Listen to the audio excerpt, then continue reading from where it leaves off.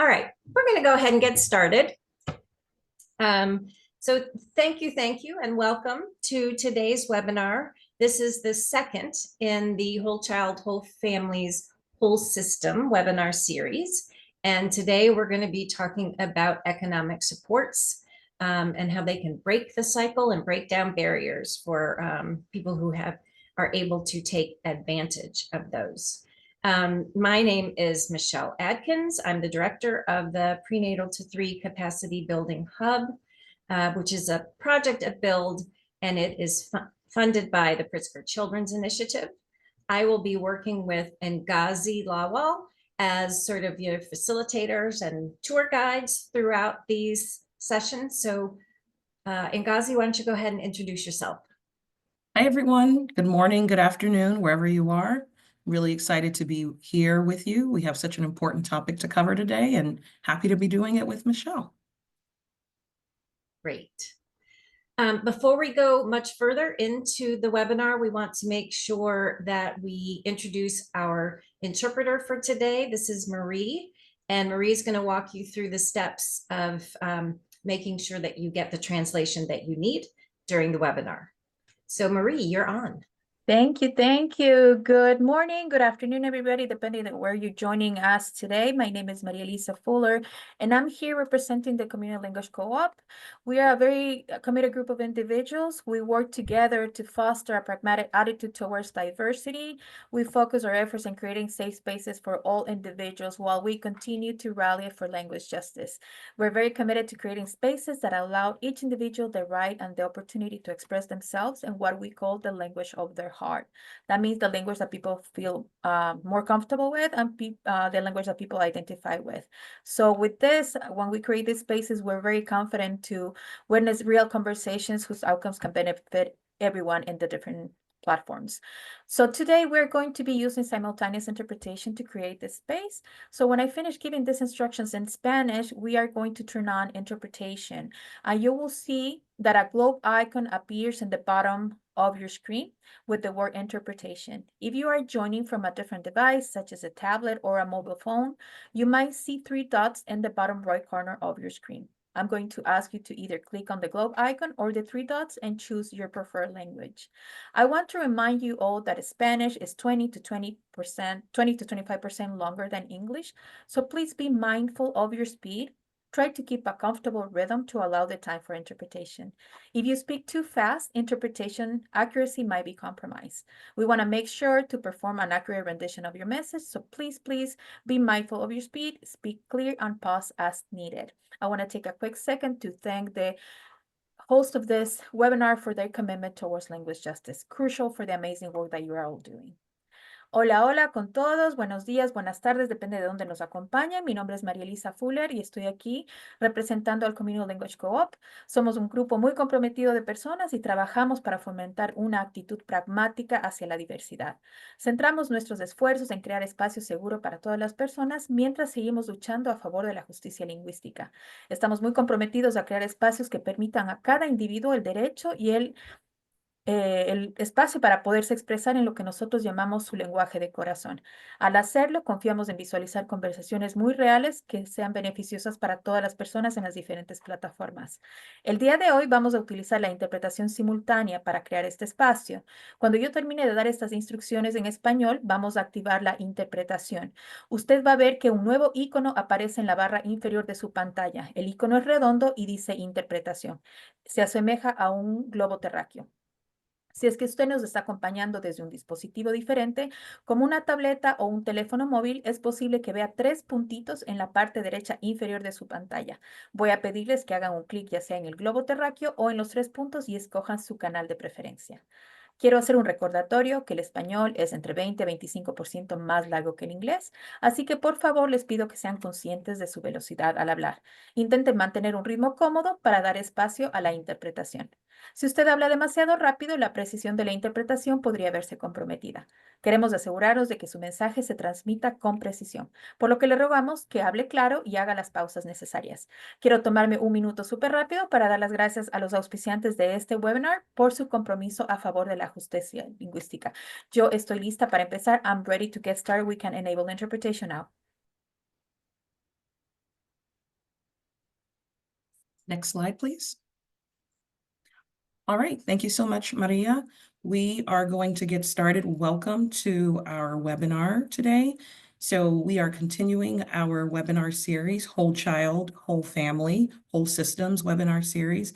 This is the second of the 9th webinar of this series. And today we are going to be focusing on economic supports, namely breaking the cycle, how economic supports strengthen families and break down barriers. So throughout the series, we have a number of objectives that we want to accomplish, that we want to get through and discuss with you. So we're going to be talking about a whole systems approach.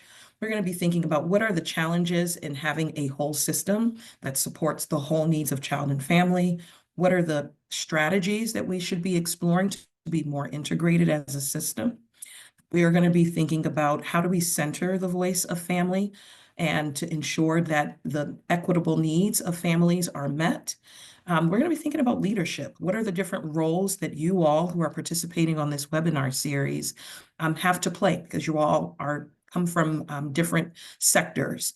And so we want to be thinking together about what are the leadership roles and how do we use data for improvement? How do we use data together? How do we share it? We want to know what are the real world examples that you're dealing with. And so we are always going to be presenting people, experts who have lived in this space, perhaps as a beneficiary, and people who are working in this space to think about how we work together to advance the system. So we're going to be using actionable strategies, trying to think concretely about how we work together and think about ways to promote this work over time and be sustainable. Next slide, please. So today's objectives are going to cover a lot of those themes that I just talked about, but specifically today, we are going to be hearing from a few presenters that are going to first break down what are economic supports? Why are they important? How does it strengthen families? Why are they necessary? And what kinds of policies we can be advancing to advance access and effectiveness for families. We're going to be looking at this from a real world perspective. We have a guest that will be speaking directly about her own experiences around receiving economic supports and how it has really transformed her life. We're going to be looking specifically at 2 particular programs that helped her achieve those goals, those economic goals. And so from her perspective and also from the program administrator perspective. And then we're going to be thinking about what does it mean to be in the midst of policy development. So we're going to have a presenter that will speak to some policy proposals that are on the table now. Next slide, please. So we want to make sure that you are part of this conversation in an active way. So you've already introduced yourself in the chat. If you haven't, please do that. And we want you to put your questions that you might have in the chat box or perhaps in the Q&A box that's at the bottom of your screen if you're on a workstation. If you're on a phone, the Q&A section you might find in a different place, perhaps at the top of your phone. So we want to make sure that you know how to send us questions. And then finally, there's a survey at the end, and we want to make sure that you complete that so that we can take into account your feedback on these webinars and make each one better. Next slide, please. All right, I want to introduce our fantastic presenters. I am so excited for them to be speaking with you. We will first hear from Suzanne Weichel. She's the Associate Director for State Health Policy and Advocacy at CLASP, the Center for Law and Social Policy. I also want to take this time to introduce Cemeré James, who will not be presenting officially, but will stick around for the Q&A session because Suzanne has to leave a little bit early. So Cemeré, thank you in advance for that. Then we're going to hear from LeAndra Estis. She is public advocate and community ambassador, and she's going to be talking about her experience receiving economic supports. Casey Weidrich will follow. She's the financial capability manager in St. Paul, Minnesota, from the City of St. Paul Office of Financial Empowerment. And then we'll hear from Alex Du Bois, who's the policy and engagement director at 0 to 5 Montana. And her colleague, Caitlin Jensen, may also step in during the Q&A to help answer questions as well.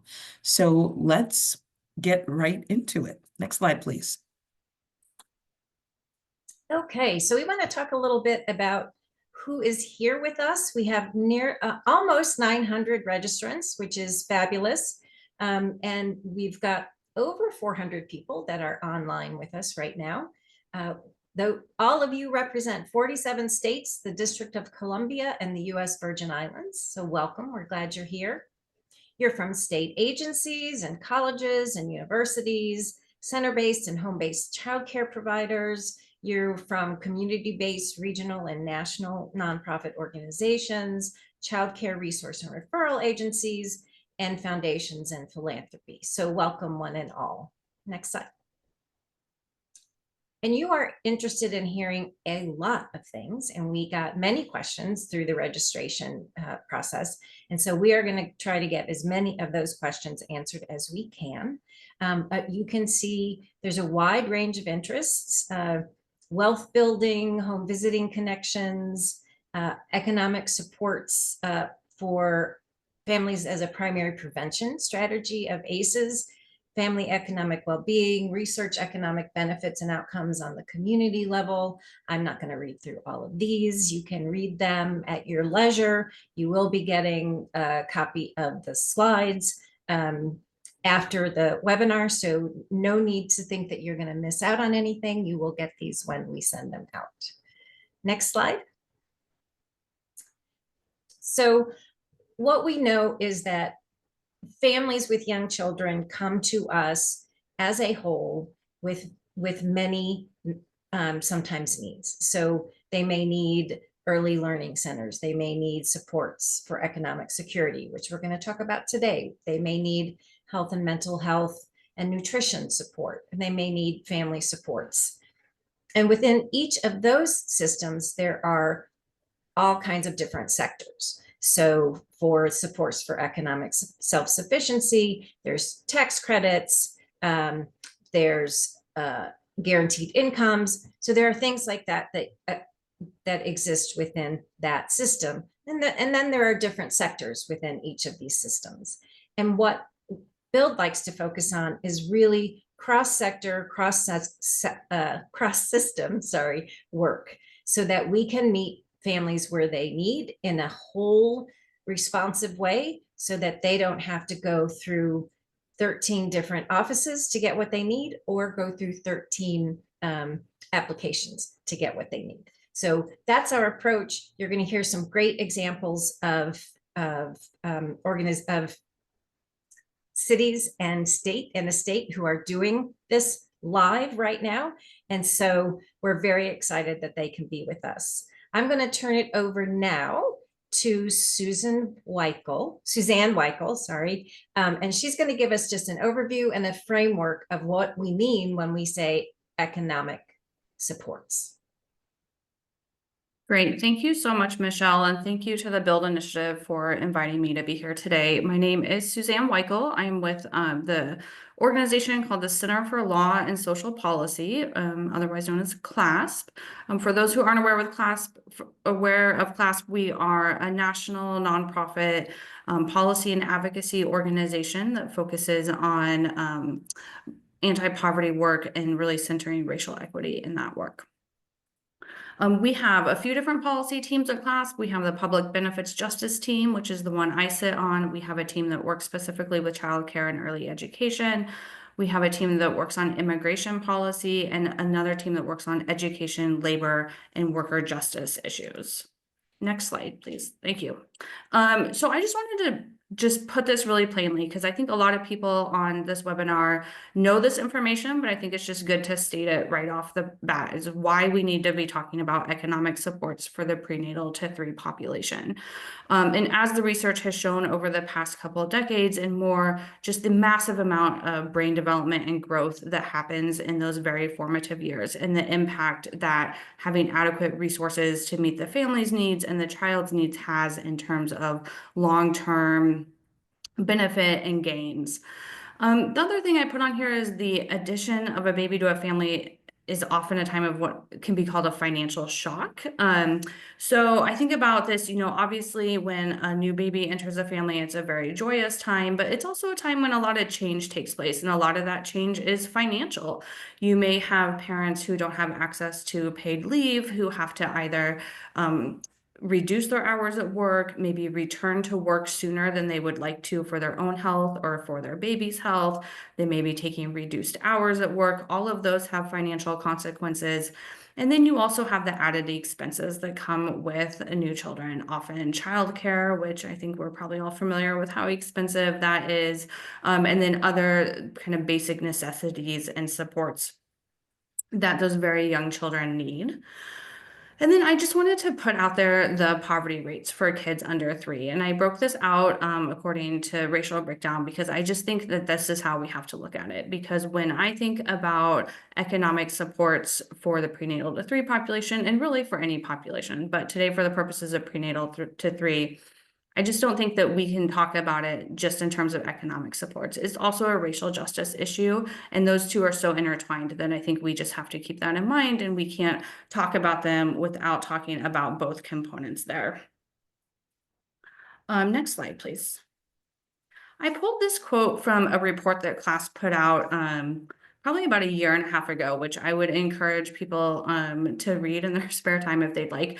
We really looked at 3 different states and the coordination that was happening between the different economic supports programs in those states. And we talked with families, and we gave some policy examples of how that coordination between programs could be stronger. And just here that the reality is that many families with young children are struggling to make ends meet, and they need the safety net programs to meet those basic needs. And those programs are not always sufficient or accessible, and I'll talk a little bit about that later. But I think one of my key takeaways I hope everyone leaves today with is just that when we talk about economic justice for the prenatal to 3 population, that the existing economic supports and safety net we have are critical to being part of that solution and part of that conversation overall. Next slide, please.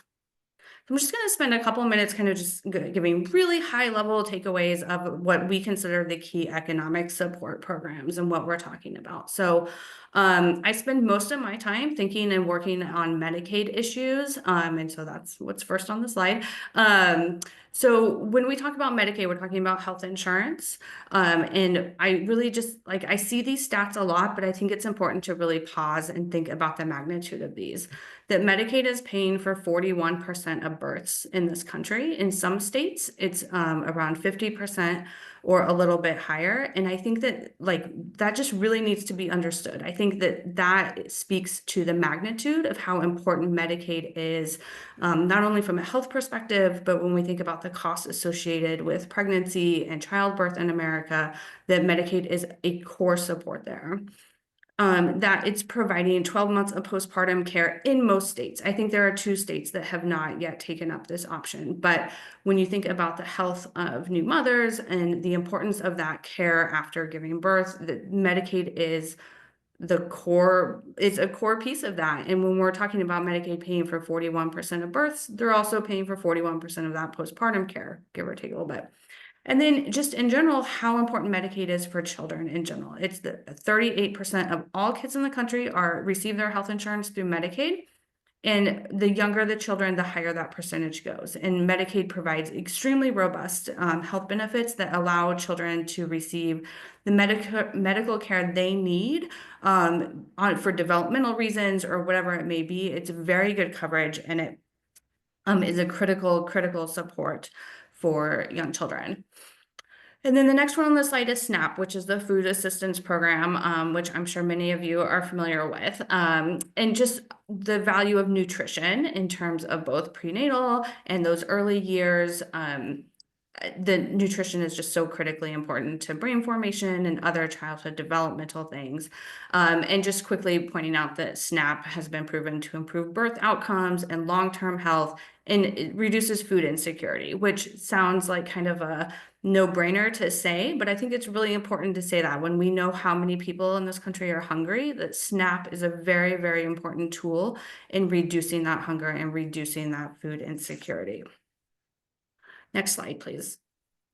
So then I talk about cash. And when I talk about cash, there's a few different things that come to mind. So we obviously have the TANF program, which has been around for a while. We have the child tax credit, which, you know, during the pandemic did great jobs in reducing childhood poverty when it was refundable and enhanced. And then I also think about guaranteed income pilot programs, which I think you're going to hear about more from a panelist later in the presentation. But again, it sounds so simple, but cash helps reduce poverty. You know, families are really struggling to make ends meet. They're struggling to be able to purchase the basic necessities, whether that's rent, whether that's transportation, whether that's food, what early child care, whatever it is. Cash helps, and it's proven that families use that cash in ways that help them meet their basic needs. And then it's no surprise that your economic support and viability, your economic health is related to your physical health. And so by improving cash, we also improve health outcomes. On WIC, again, much like SNAP in terms of nutritional support, it's a critical program for those young children, you know, prenatal to 5. That it helps improve birth outcomes, it lowers infant mortality rates, and it leads to better cognitive development around children. And again, something that's so critical, just nutrition support and that support for the families. The paid leave, I put this on here, although I will note that I think there's kind of this disconnect sometimes about, is paid leave kind of in the group of safety net benefits, or is it a different type of benefit? And I think that there's an interesting discussion to be had around that. I would argue it's part of the safety net, and that, you know, states that have implemented paid leave programs have seen improved health outcomes among those families. It provides the direct financial assistance when people have to take time off of work for a variety of reasons, but particularly for today's purposes when it comes to welcoming a new child into their family. And when you alleviate that financial stress, and you give financial assistance during those critical times, it reduces other stress in your life, right? Like you're just not as edgy about things, and you're able to put your attention where it needs to be, which is with your new child, with your family, and those other things in life. And then obviously childcare. So access to affordable childcare, having assistance purchasing that obviously has a direct economic support by allowing parents to be in the workforce if they want to, and hopefully in a place where they feel like their child is in a safe place, in a high quality learning place during the day. And then again, if we can help families afford that, the financial relief that allows for other aspects of their life, to put other resources towards their housing, their transportation, their food, their other very, very critical needs. So I want to just say kind of the bottom line here about these programs is that they're central towards making advances in economic justice, and they aren't the only solution by any means, but the reality is that these programs have to be robust. They have to be supported. They have to be accessible if we are going to see true progress towards economic justice. And I'll talk a minute in about kind of, unfortunately, I think we're in a situation that we wouldn't wish we would be in terms of some of the threats that are facing those programs right now. So next slide, please.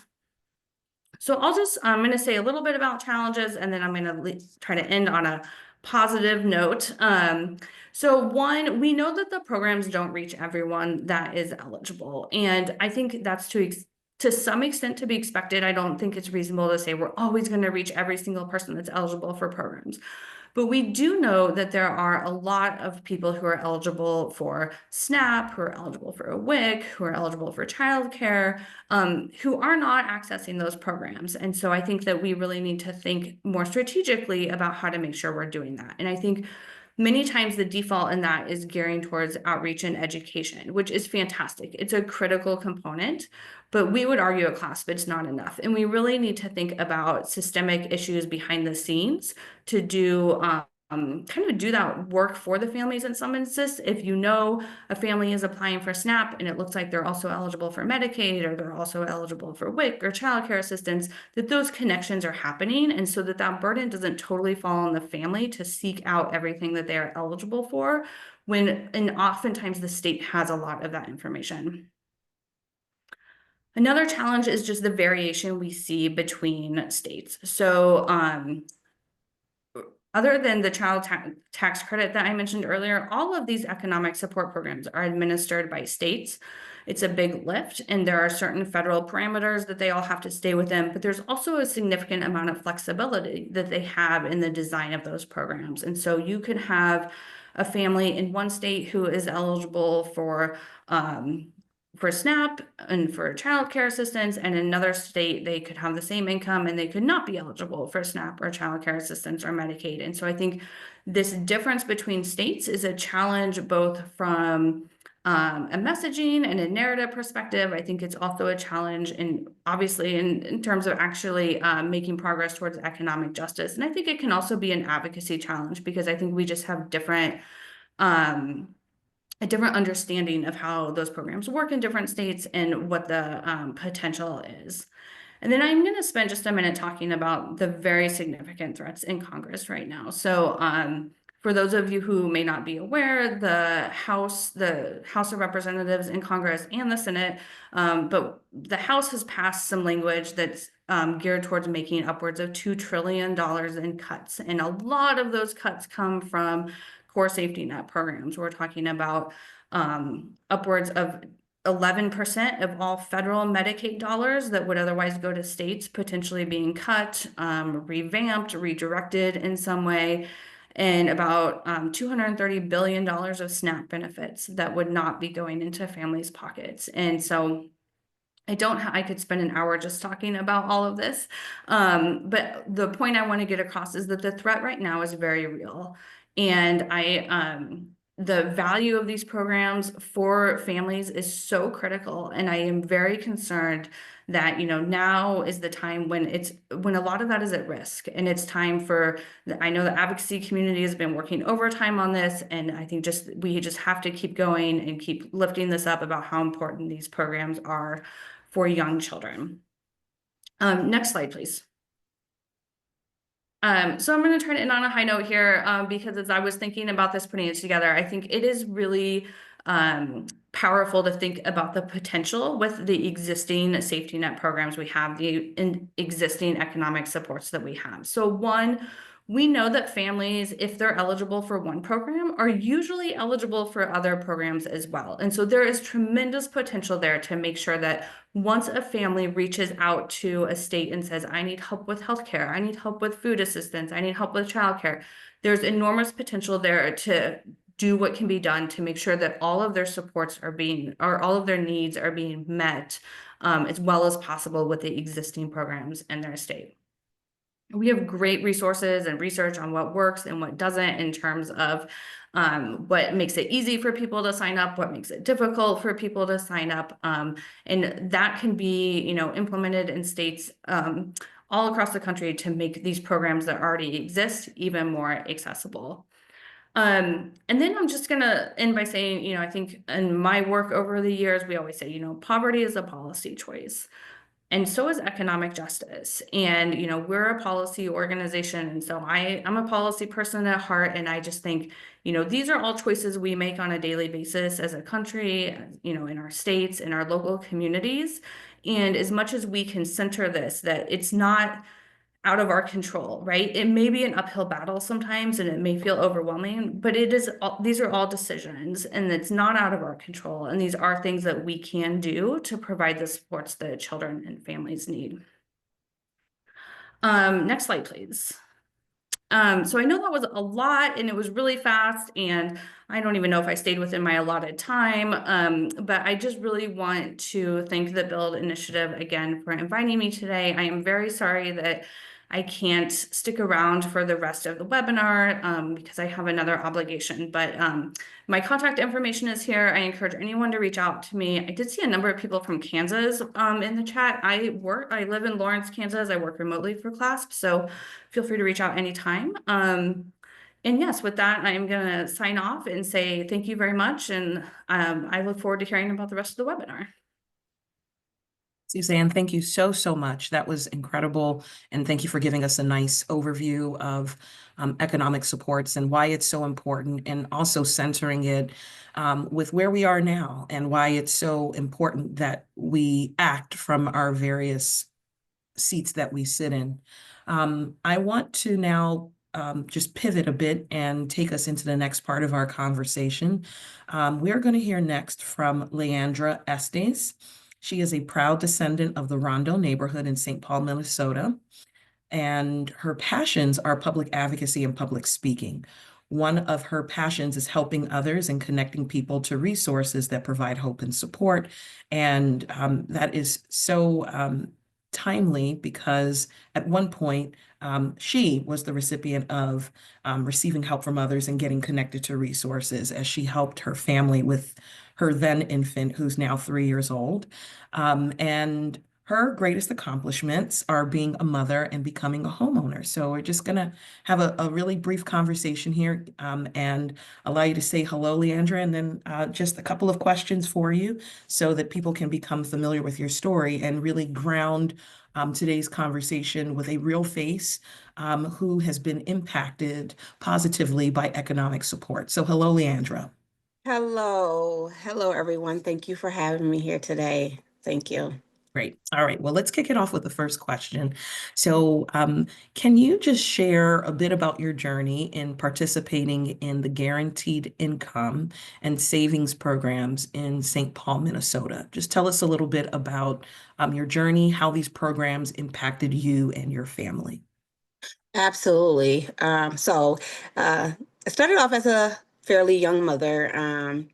And at that time, I got involved in public policy in this work here through my first organization was Community Action. My local Community Action of Ramsey and Washington County brought me to the gates of public policy. And with that, years later now, I am a mother of a 3-year-old, as mentioned, and that has introduced me to the Guaranteed Income Program. The Guaranteed Income I got introduced to actually while giving birth to my child, while giving birth to him. I'm at the hospital. There was folders and information guides at the hospital that were given, and I read about it, and then I just went from there, inquired about the program. It sounded good, and I was interested. Again, as a mother, I'm always looking for what I can do best. And in today's world, what I can do better. Going from a first-time mother to now being on my third child, it was what I can do better. So how can I tap into these resources? With my first, I was learning about resources and getting my feet wet, but now a champion of resources, when I was given that folder and it had that information in it, I was very well interested in finding out more. And so my journey with Guaranteed Income in the College Savings Program began with the birth of my son, and through me inquiring. And from there, I can tell you the highlights of the Guaranteed Income Program. As a young mom, I faced many challenges. I worked 4 jobs for a long period of my life. I was working 4 different jobs, and including overnight. I did an overnight position in hotel. I did front desk at hotel overnights for 14 years. That meant leaving my children at home. That meant lack of sleep, high loads of lack of sleep, not being able to be there for my children responsibly and educationally because I'm working or I'm tired. So through Guaranteed Income, I was able to quit 2 of my jobs. Through the program, I was able to gain so much knowledge about college education. Again, I mentioned I have 3 children. My youngest is now 3. My oldest is now 23. When my 23-year-old graduated high school, I did send her off to college, but I didn't have the resources. I didn't have the means or the needs. I didn't know what I know now today through going through this Guaranteed Income and College Savings Program. And through that, I now feel like I'm ready for when my middle child is 18 now, high schooler who is graduating this year. I am so much more prepared to send this one into high school than what I was with my oldest. And it's solely based off the everything I've learned and gotten from the College Savings Program with Guaranteed Income. My 3-year-old able to be there for his developmental milestones. I'm able to engage in activities, take him out to your basic museums, to the zoo, introduce him to things that I wasn't able to do with my eldest children because I didn't have the means and mobility. I did not have the support or the guidance when I had my older two children. I do have that now. And something that really struck for me through going through the program and the success that it put me on. My child, it is going to graduate this year. Before becoming where I am now, she struggled in school. She's on an IEP. But through the program and then through the education and with the support and everything that I've been given, that daughter of mine is graduating with honors. That daughter is been on two college tours. She is already focused and she will be attending a trades program. I'm not going to say where, but she will be attending a trades program. And it is solely based off of the education and the position that I've been able to land in, based off of the programming that I was able to access. Thank you so much, LeAndra. And I'm guessing that our audience is probably chomping at the bit, wanting to learn more about the guaranteed income and college savings program. So I'll just let you all know that you'll be hearing next from Casey Wiedrick. So you'll learn a little bit more about that. But I want to ask you just one more question before we pivot to Casey, and really just say congratulations, because that is a huge transformation that you talked about. And today you are, thinking about where you started with not knowing about the different ways that you could support your children, working hard, a lot for very long hours, and now being able to become a homeowner, working now as a state government employee, and now as a dedicated community volunteer. Can you just say a little bit about how the programs the economic support programs that you benefited from, how they treated you with dignity and respect, and how that helped you to achieve your goals? Absolutely. Thank you for that question. I love that question. Honestly,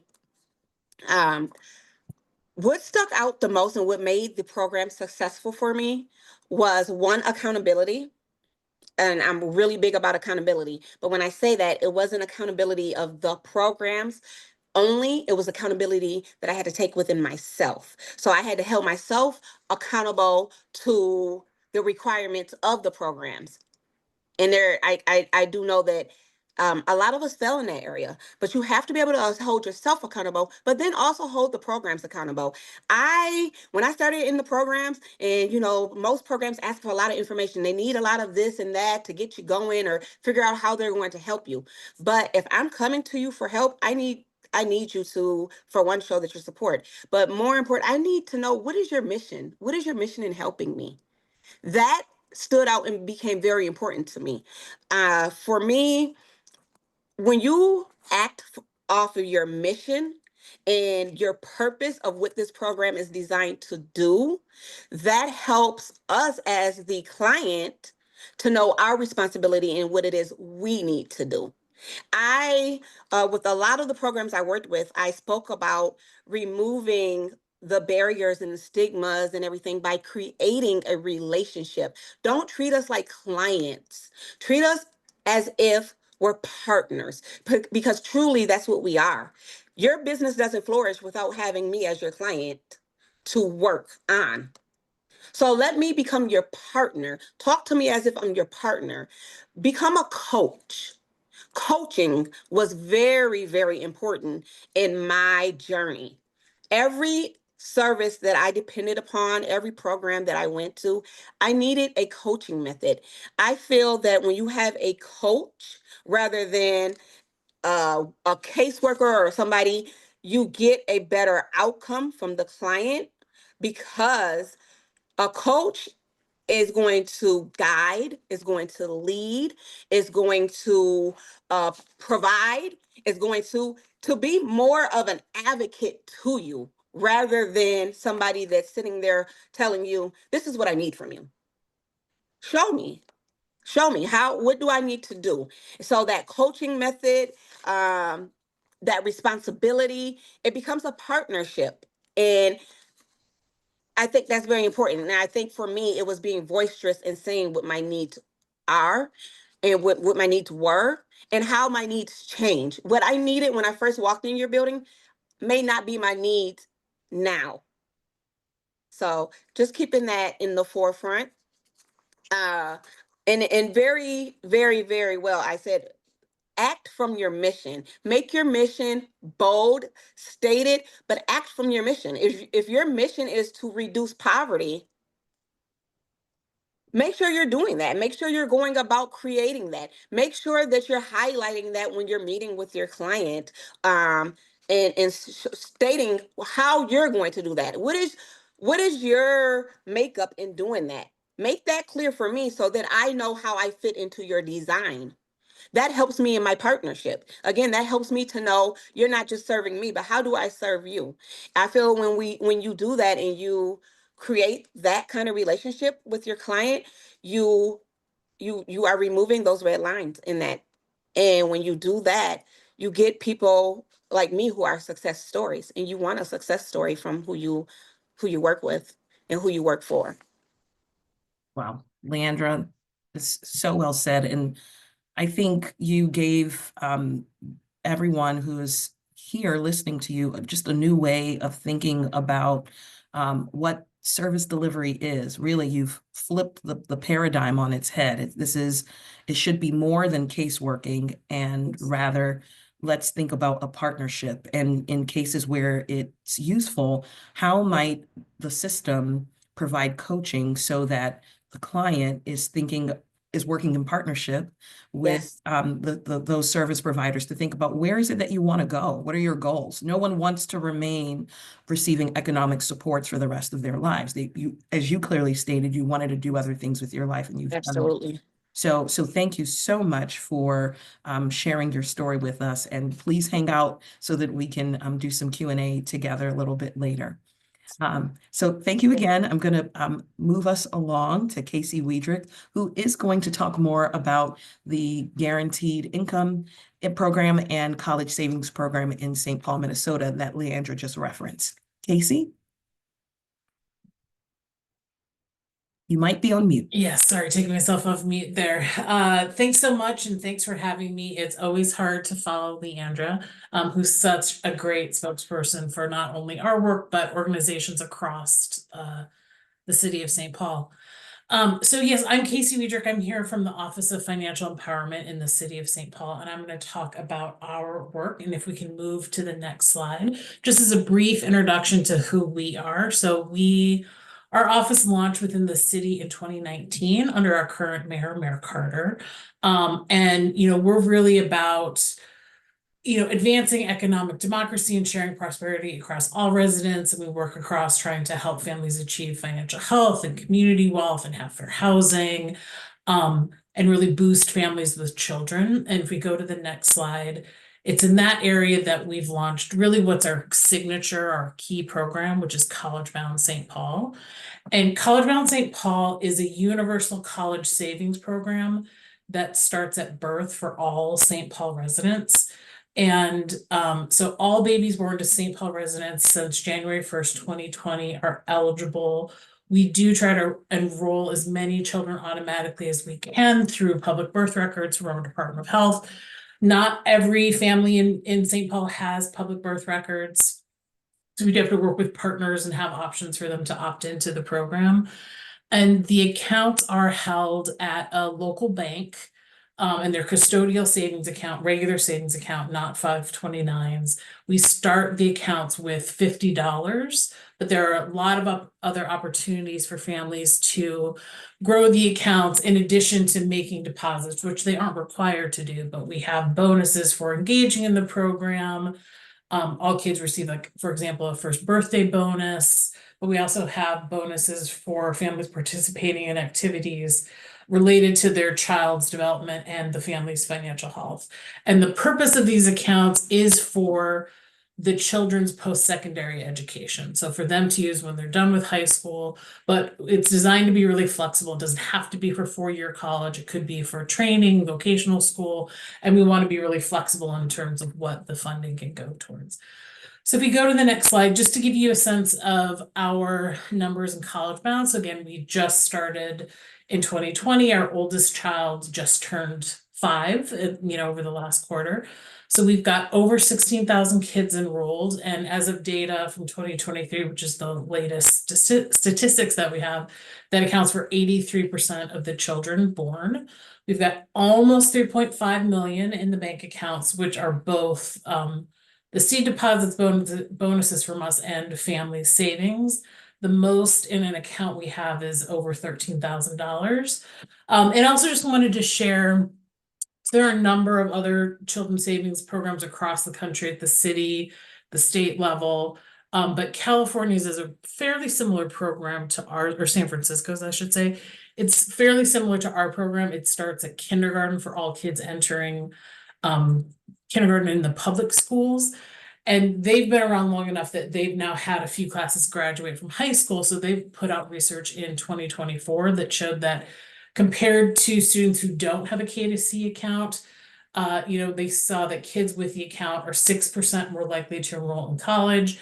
But also they saw a 30% closing of the enrollment gap between all students and students underrepresented, and also saw that 7% higher on-time graduation rate, which are all just really great statistics to now show for the field. And if you go to the next slide, with CollegeBound, we're trying to not just focus on the savings in the account. We are trying to use CollegeBound as a platform to connect families to other resources. So cradle to career supports, but that also includes early childhood development, but also whole family financial health supports. And there, the really key program is the guaranteed income program. That's been sort of the key financial support. So if we go to the next slide, when we say guaranteed income, we are talking about recurring cash payment given directly to families. It's unconditional, no strings attached, no work requirement. It is designed to supplement rather than replace the existing social safety net in the way that our pilot works. This is an idea that has been around for quite a long time. We see this quote from Martin Luther King Jr., who advocated for this, but really was during the pandemic that we saw sort of that policy window open up where there was some funding we could put towards this, and the idea of just getting direct cash quickly to families made a lot of sense to folks. So pilots really proliferated. I know this map is too small for you to see the detail, but just wanted to get a sense of how many across the nation, how many pilots are. And the city of Saint Paul, forgot where I lived for a second, it really has been in this wave of pilots. So if we move to the next slide, so we started our pilot in 2020. And again, we were sort of the first of the wave of pandemic pilots really launched by mayors in conjunction with the Mayors for Guaranteed Income. We provided 150 families $500 a month for 18 months. And because the key point of eligibility was having a child with a CollegeBound account, we also wanted to boost savings. So we put $10 a month into the child's account. So again, for eligibility, it was first child, kids that had a CollegeBound account, and then looking at the income, it was families at or below 300% of the federal poverty guideline. Because we were also using some COVID-related dollars, families had to demonstrate a COVID impact. And also with this, it was the focus on CollegeBound. We had launched CollegeBound earlier that year, but I think for us, we focused on that program because we know that families with infants and young children really struggled during the pandemic for a number of reasons. So that was why our focus was to connect this to that program. So that pilot ended in early 2022. We distributed 1.35 in cash transfers, 1.35 million in cash transfers, and just under $28,000 in the savings. If you go to the next slide, as that pilot was ending, we knew we wanted to do more, and we had the opportunity of the American Rescue Plan dollars to do another pilot. So we launched a second pilot with really similar eligibility criteria. And this one we partnered with the University of Michigan to design it, to also, not in addition to doing the cash transfers, really kind of doubling down on the savings boost for the children. So we designed a program where a third of the 1,000 families we enrolled in the demonstration got guaranteed income, again, $500 a month, this time for 24 months, plus we put $1,000 into their college savings account. We then had a comparison group that didn't receive the cash transfers, but got the $1,000 into the account. And then we had a third control group. So with this, sort of we're looking in the short term over the impact of the guaranteed income, but over the long term, we also want to look at, what is that impact of having a larger amount, say similar to a baby bond size amount into the account. And the rest of my slide will focus more on the impact of the guaranteed income side. So if we go to the next slide, just to give you a little bit more of how it's designed, I mentioned that we use some COVID-related dollars for the funding. Our two pilots had sort of an 80-20 split between philanthropic and public funds. The first pilot was primarily philanthropic. Our current pilot is primarily public dollars. So we used the American Rescue Plan. We also had a grant from our state's Department of Human Services. That department is now part of the new Department of Children, Youth, and Families. CARES Act funds, and the philanthropic dollars that we did in partnership with our community foundation, who helped us raise and manage those funds. And just some elements of the design, I think as LeAndra sort of talked about in hers, really sort of trusting families, seeing where they were at. We really minimized the enrollment process, really tried to minimize the documentation required, really was to enroll just like a virtual meeting with us where we explained the program. They filled out some paperwork and we opened the card. We distributed the funds on a US bank prepaid card using their government issue product, which is really very low fee for participants and very cost effective for the city. Excuse me, just to say too, design the program so that the payments to families were not taxable. We can talk more about that in questions if people want to talk about that. And sort of worked with families so they can understand the impact that taking these payments would have on their benefits, but also worked at the state, the local, the federal level with sort of the national movement on getting exemptions and just policy clarification on how these types of payments could be exempted or not counted towards eligibility. And specifically, there was movement around TANF, SNAP, and for some cities, SSI payments. So if we move to the next slide, just to sort of give a sense of who was, this is looking at our current pilot. So we're primarily serving people of color, predominantly Asian families and Black or African American. We enrolled people from all over Saint Paul, but really focused in some low-income neighborhoods. And as of our next payment, we're at $3.9 million given out in cash, and we put almost $800,000 into the kids' savings accounts. And if we move to the next slide. So now I want to talk a little bit about the impact of all of this work and sort of what have we learned from the research. And so our first pilot that ended in 2022, we worked with the Center for Guaranteed Income Research out of the University of Pennsylvania, who did our evaluation, and they did 6-month surveys with participants and also some in-depth interviews with families. So it was, the findings around financial well-being and health, there's an and missing there, excuse me for the typo on the slide. But we saw that there were improvement or stability in those outcomes while payments were being given to families. So improvements in ability to cover an unexpected expense, ability to save, income volatility, saw during a few symptoms of anxiety or depression. This was really, our pilot happened kind of during the height of the pandemic. And so stable physical health. We did see some decline in some of these outcomes after the payment stopped, which again, I think would make sense in terms of, some of your measures of financial stability would stop after people were receiving extra income. But we did see some outcomes continue or improve as the program ended. So even 6 months after the payments ended, We saw employment increase, go from 49% at the beginning to 63% 6 months after the program ended. And then feelings of hope, people's hope in themselves and their future for their lives increased from baseline and continue to increase after the program ended.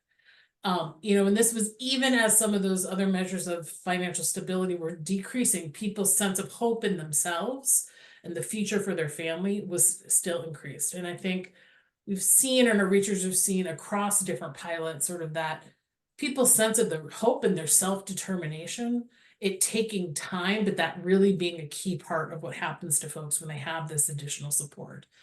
And we also sort of brought up a quote here where it talked about, right, like you can't buy winter boots with food stamps, and sort of having something like a guaranteed income, which gives you the ability to have flexibility.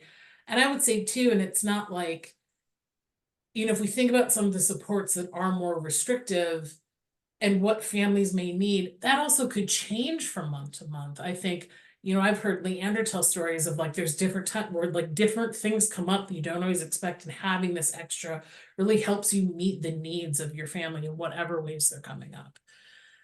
So if we go to the next slide, just wanted to provide, I won't go into this in depth, but we can sort of give you links for more information, but just to say a little bit more about the findings from the guaranteed income pilots that are happening around the country, because again, there was that real uptick in pilots and the research is sort of coming, there's more and more coming out all the time on these programs.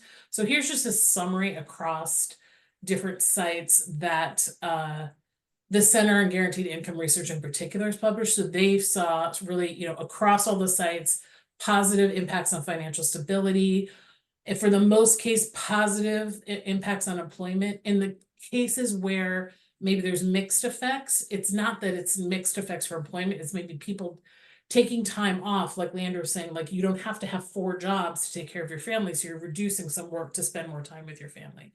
Positive impacts on housing, some mixed on mental and physical health, but really positive trends on food security. And then next slide, I just wanted to pull out a couple.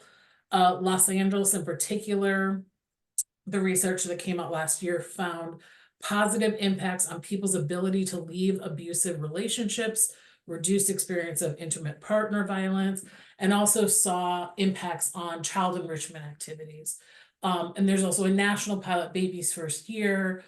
In the first year of the pilot, they saw increased high frequency brain activity, but after 3 years, they still saw more frequent child enriching activities. If we go on to the next slide, just want to talk about, in addition to the work we're doing to get the research, get the evidence, get the statistics, we're also doing a lot to try to capture the stories of the participants, like LeAndra, because again, honestly, you'd rather hear from her than hear from me. So we've had the opportunity to do this in a lot of different ways. We participated in a documentary that really highlighted like 3 different families from St. Paul. It's basic. You can actually access that through Canopy, which is the streaming service you can access through your public libraries.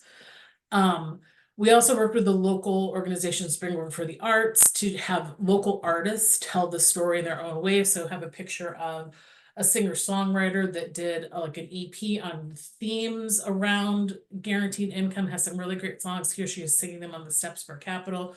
We have a coloring book that an artist created that we've been distributing to families. We also worked with a graphic artist to do this portrait of a family and tell their story. So I think it's important to not just have the statistics, but really let the voices of the families talk about the impact.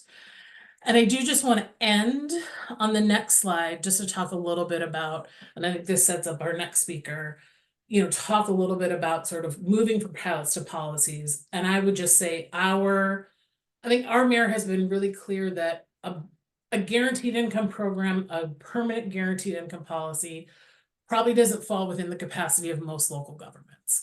And where the policy change needs to happen is really at the state and the national level.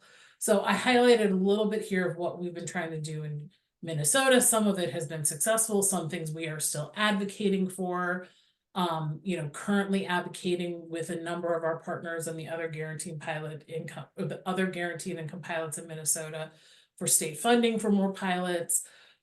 Minnesota has a child tax credit that now has advanced payment options that we've really been promoting to families, but also wanted to highlight work that's been happening in Michigan and New York to expand sort of prenatal and infant cash allowances.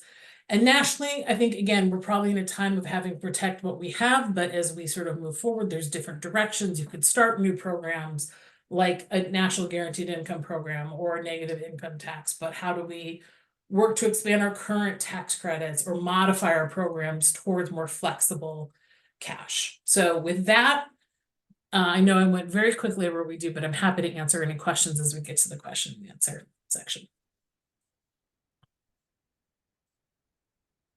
Oh, thanks, Casey. That was so wonderful and setting me up for success. I'm so glad to be here with all of you today. My name is Alex DuBois, and I'm the Policy and Engagement Director with 0 to 5 Montana. Joining you all the way from, of course, Montana. 0 to 5 Montana is a nonpartisan statewide early childhood advocacy organization. And we really focus in on increasing access to quality early care and education, supporting families, and empowering small businesses and community all across our state. We do a lot of things as an organization, day in and day out, but one thing that I wanted to share with you all that we take very seriously is as we're working on advocating for public policy that supports children and families, we really ensure that the solutions that we're advocating for are really informed by the communities in our state.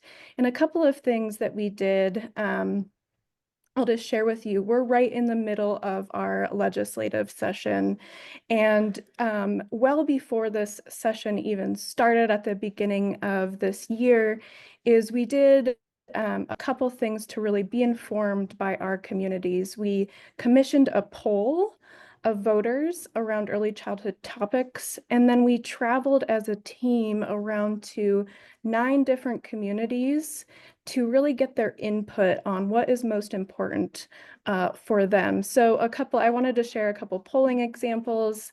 75% of respondents support the Montana state government reducing the cost of childcare by providing tax credits for families with children. This was an 11% increase from our 2022 poll. So that was really cool to see this year. And then the other one I wanted to share is 71% of respondents agree that tax credits help parents offset the cost of raising a child. And so those are a couple examples of the feedback that we were getting from our voters across the state. Go ahead and move to the next slide. So in Montana, I just wanted to ground us a little bit in what our state looks like if you haven't visited us before. Montana is a very big state geographically. It is really a Republican-led legislative and executive branch, and our voters are heavily conservative. We have legislative session every other year, and our legislative body is a citizen legislature.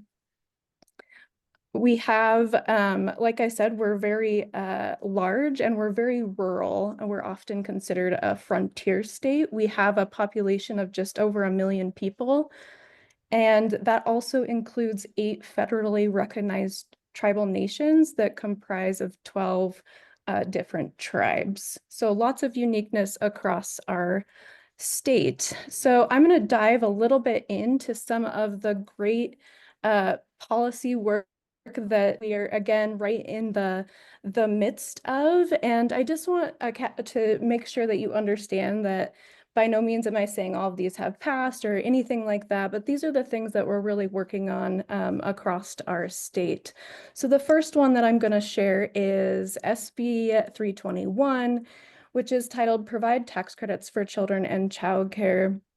This is a recently introduced tax credit package that within the tax credit package is a nestled child tax credit.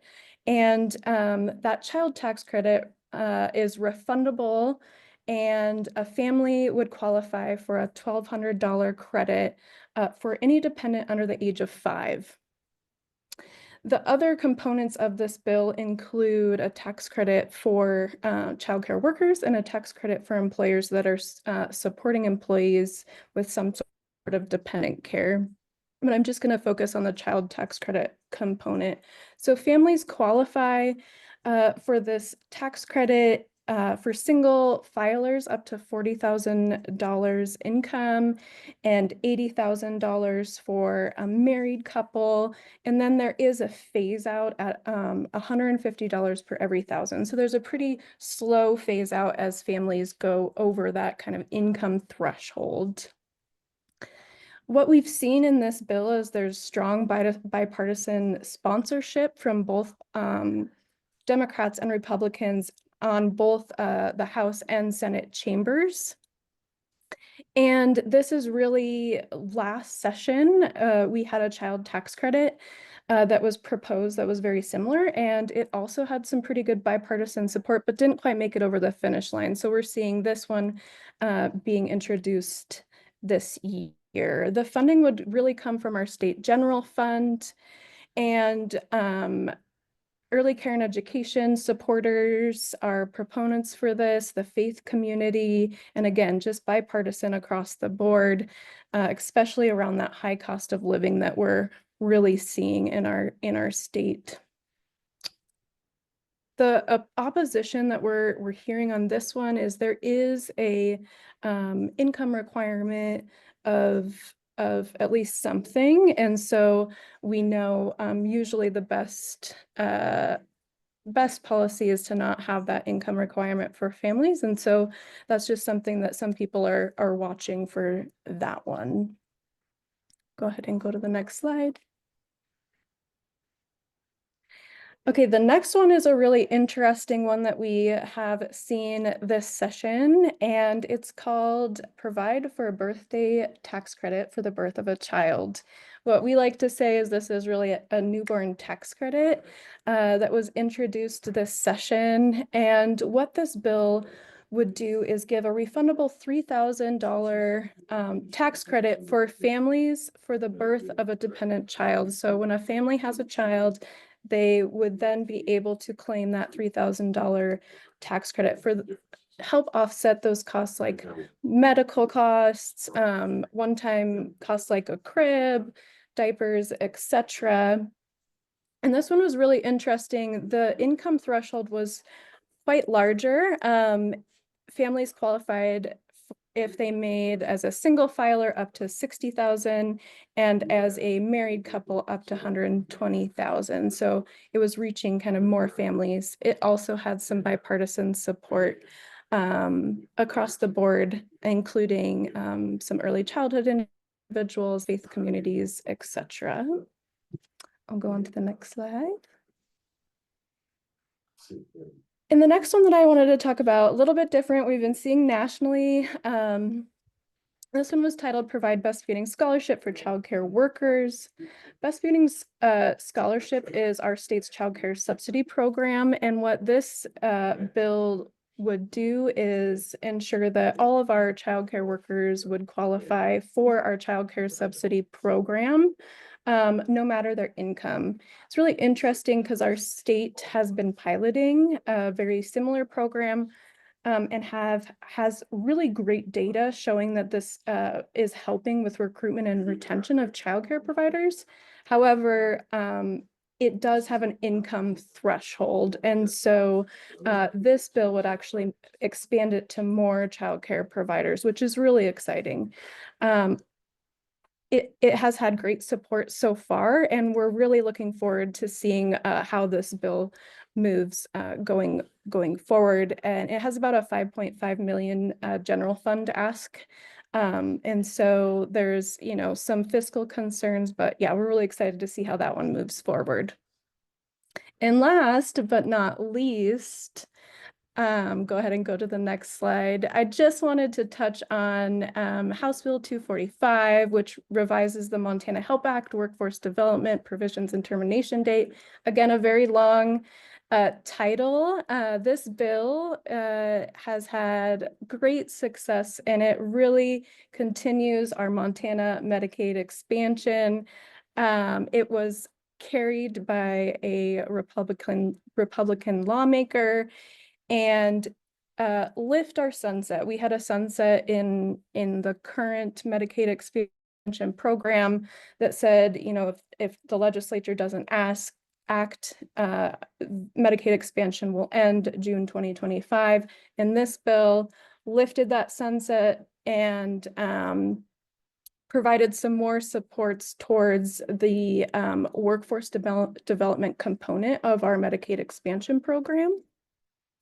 It has made it all the way through both House and Senate chambers and is headed to the governor's office. And so this was a really exciting bill for our state that has already made its way through the whole legislative process. And so we're just really excited and wanted to share that.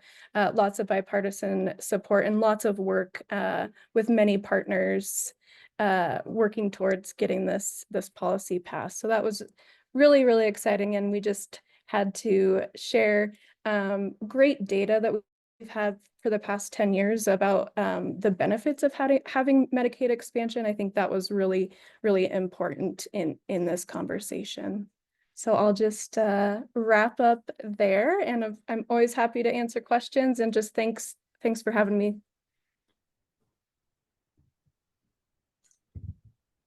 Thank you so much, everyone, for being with us today. I know that there was a lot of information, and many of you have said, are we going to get the slides? Are we going to get the recording? And yes, you will. We want to make sure that everybody gets to have this information as much as possible. We have a planned panel discussion. We have a very little bit of time. So we're going to ask some of our presenters to come back on screen with us and ask just a couple of questions, and ask that you be as brief and as efficient as you can in your responses, because that will help us get through everybody's question. And the first question is actually for you, Alex. So you're up first. Lucky you. We just wanted to see if you could share just a couple of advocacy activities or strategies that you think have helped sort of build the momentum in Montana to get some of these great things with bipartisan support brought in up to your legislature. Oh, that's such a great question, and I could go millions of ways, but I'll try to be very concise. I think a couple things that come to top of mind for me is many of our staff and other partners have worked really hard in building relationships with legislators directly and educating them, whether they were Democrats or Republicans, and just, yeah, building those relationships directly and encouraging our community partners to build those relationships directly themselves too and tell their stories. I can't emphasize enough how much our legislators, at least, really value what they hear from their own constituents. They take it very seriously. And so helping our community members and citizens be able to talk to their own legislators and elected officials and tell them their stories has been, yeah, top success. Number one. Yeah, top success, number one. Well, we all know, or we are learning very quickly, that the statistics and the numbers just aren't enough, that we really need to hear from the people who are being impacted and have them speak from their heart, which is what the legislators listen to. So thank you for that, Alex. I appreciate it. Samir, I'm gonna pivot to you. Samir is, if you'll remember, Suzanne Weichels' colleague from CLASP, who is joining us. Thank you very much for the panel discussion, since Suzanne had to hop out. We're just wondering if you have, or if you can think of sort of what first steps would you recommend for communities or states who are trying to move forward with economic supports for their prenatal to 3 families? Sure. Hi, I'm Cemeré James. I'm an interim executive director at CLASP, and so thankful to Bill to have the opportunity for multiple of my colleagues to be able to share here today. I have to point us back to what Suzanne pointed us to, which was to really believe that there are opportunities to hold on to. Sometimes we think about what we're asking for is too much. What we're asking for is beyond the scope of what our state or city is interested in. And that's just not true. We all go into public service, and the policymakers you're talking to, they're committed to public service. And so they're committed to the families that we are speaking of. My second steps would be to humanize these issues. Don't make it just about dollars. Casey made this point so well. Portraits of children, coloring books, making sure that people even connect back to their own childhood. I thought about, with the question about being eligible for Medicaid, I thought about my own going to a free health clinic to see the dentist when I was growing up. Add yourself into the equation, add your story into the equation, humanize families. Don't make it something separate that you're talking about from the person you're speaking with. But also really believe that what you are advocating for is possible because it is. And if you're someone who works directly with families, and we're not talking about policymakers, I would advocate for you, if you're working with families, to ensure that they know all the programs that they're eligible for, that they are eligible for WIC, Medicaid, SNAP. If there is guaranteed income, LeAndra talked about savings account programs. There are a variety of programs, sometimes on a pilot basis, as Casey mentioned.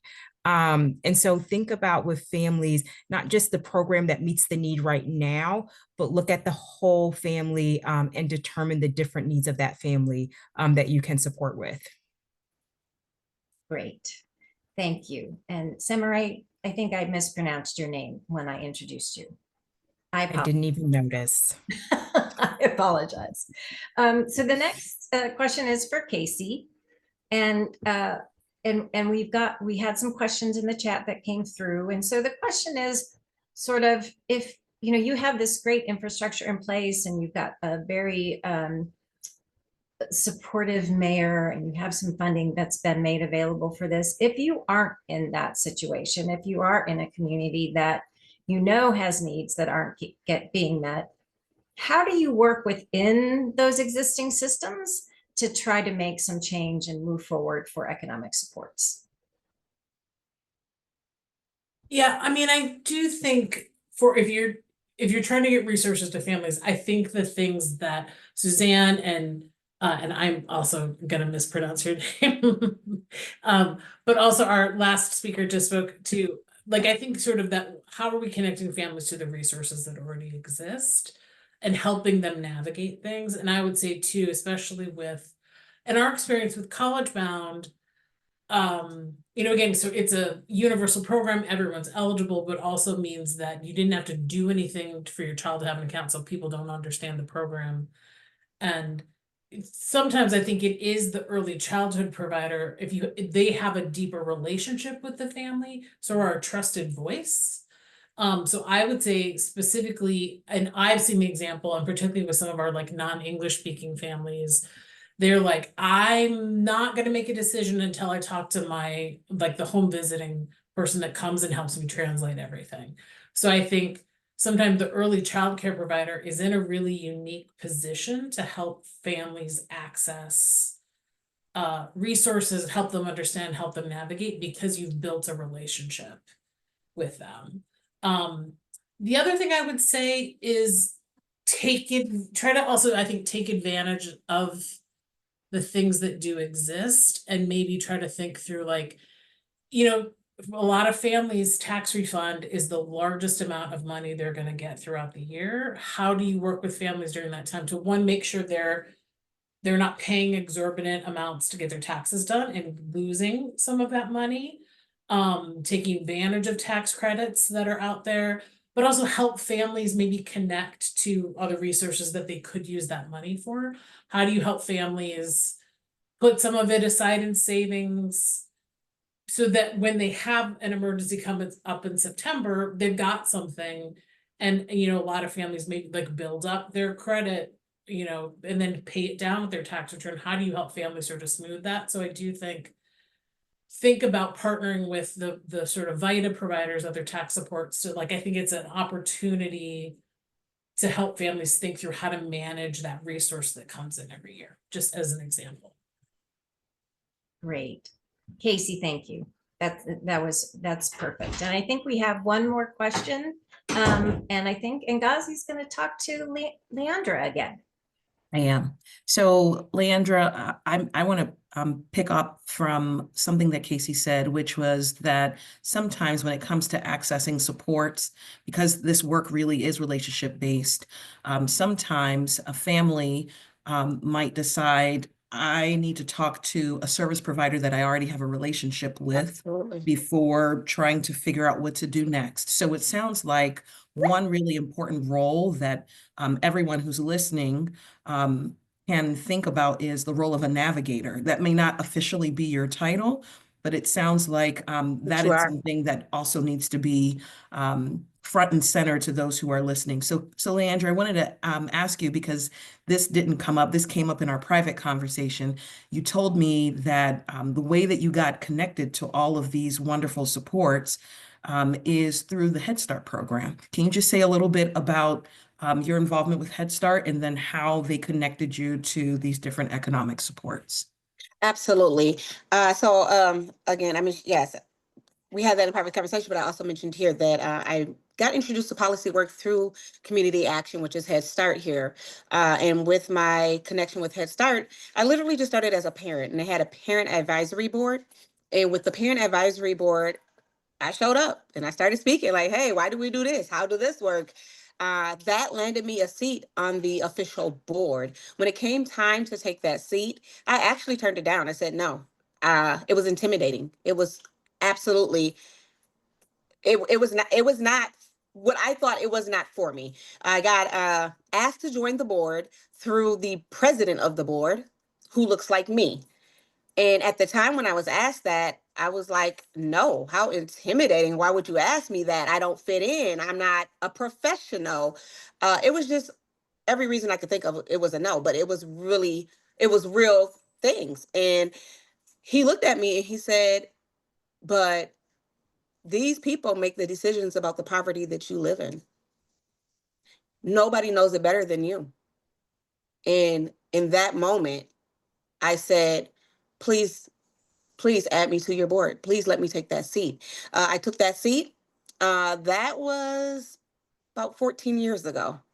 Since then, I have done the same work. I actually termed off that board as vice president of the board when I was finished with community action, Head Start.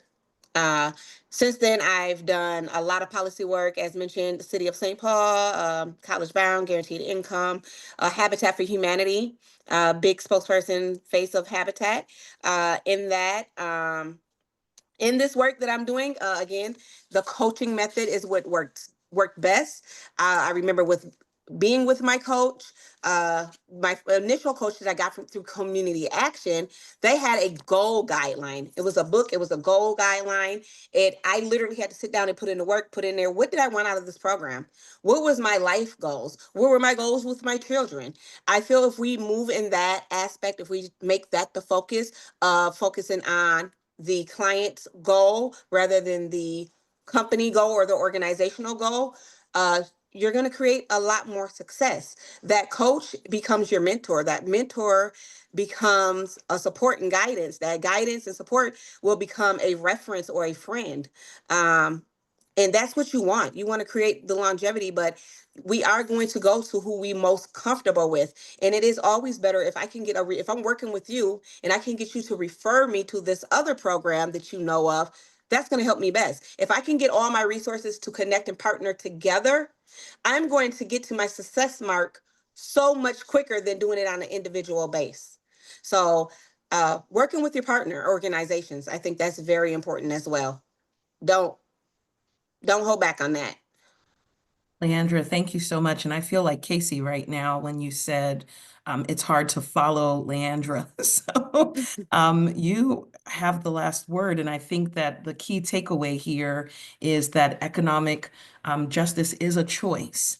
And so as the different presenters have said it, you know, we have the opportunity here to shape policies that truly work for families. So we want to keep the conversation going. Obviously not now because it's time to end the webinar. So I want to thank you all for being here. And I want to thank our lovely presenters. All of you were terrific and so informative. The slide deck will go out shortly and you will be able to listen to the recording of this. And we will be in touch very soon. Can the next slide pop up, please, just so that we can alert everyone about the upcoming webinars, please. All right, so you see everyone's contact info, but again, don't panic to scribble and write it down because it will be sent out to you. We want you to save the dates for the upcoming webinars in the series. The very next one is Thursday, April 3rd. They're the first Thursdays of the month, and it's going to be on maternal and child health. So we think it will be a very good discussion for you to join. It will be 2 o'clock to 3:30 Eastern time, and we hope to see you all soon. Please, please fill out the survey so that we can improve these webinars. And thank you so much. Have a great afternoon, everybody.